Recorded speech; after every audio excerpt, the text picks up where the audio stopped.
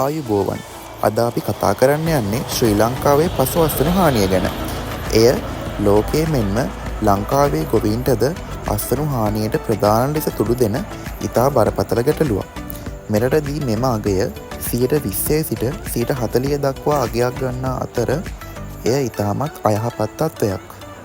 පසුවස්වනු හානිය යනු කෘෂි භෝගවල අස්වනු නෙලීමේ සිට පාරිභෝගිකයා අතර පත්වන තුරු අස්වැන්නට සිදුවන ප්‍රමාණාත්මක හා ගුණාත්මක හානිය වේ.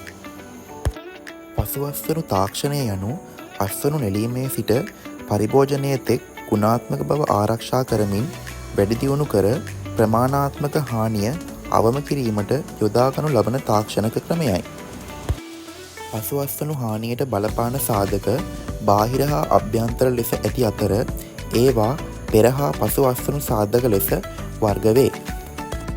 පෙර අස්වනු සාධක ලෙස ජල සම්පාදනය කිරීම, පොහොර දැමීම, පලිබෝධ මගින් භෝග ආරක්ෂා කිරීම සහ හරිතාගාර තුළ භෝග වැවීම යන කරුණු උදාහරණ ලෙස අපට ගන්න පුළුවන්.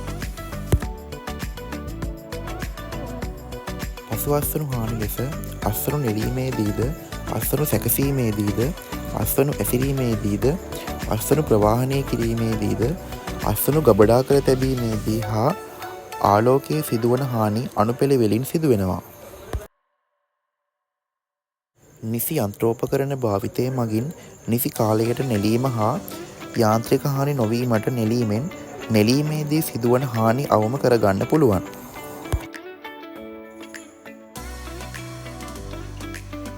අස්වනු සැකසීමේදී හා නෙලීමේදී සිදුවන හානි වැළැක්වීමට නිසි ලෙස සැකසීම හා ක්‍රමවත්ව පිරිසිදු කිරීම මගින් අස්වනු හානි අවම කරගන්න පුළුවන්. භෝගයට ගැලපෙන පරිදි ශ්‍රේණිගත කර ඒවා ප්‍රවාහනයට යොදවන විට ඒවායේ හානි සිදුවීම ඉතාමත් අවම ලෙස සිදුවෙනවා.